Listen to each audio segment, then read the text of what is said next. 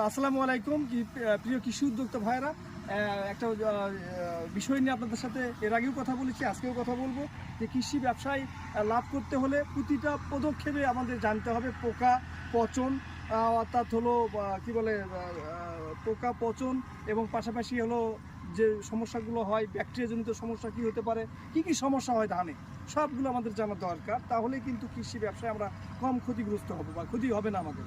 আজকে দেখুন যে ওনার জমি কিন্তু সাইড দিকে ভালো, আবার এখানে কিন্তু ধান একদম বসে চলে যাচ্ছে। কেন এই সমস্যা হচ্ছে? উনি যদি না জানে, উনি যদি রিটেলারকে বা দোকানদারকে যদি এটা ভালোভাবে না বলতে পারে, তাহলে কিন্তু ভালো ওষুধ পাবে না।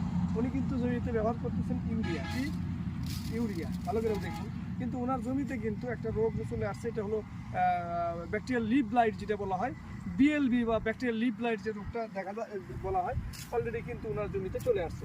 আপনারা যদি দেখেন এবং আপনারা দেখে অবাক হবেন যে এটার যদি উনি সঠিক দেখুন যে পাতাগুলো একদম পুড়ে যাচ্ছে। তাহলে এখানে যদি উনি ইউরিয়া ব্যবহার করতেছে, কিন্তু সঠিক কাজটা কি? সঠিক হলো যে ব্যাকটেরিয়াজনিত রোগের জন্য একটা ওষুধ এখানে ব্যবহার করতে হবে, যেমন অটোক্রোপিয়ার ব্যাকটাপ যদি ব্যবহার করে, তারা কিন্তু এই সমস্যা থেকে সমাধান পাবে। তো আমাদের সঠিক বিষয়ে জেনে বুঝে আমাদের কাজ করতে হবে।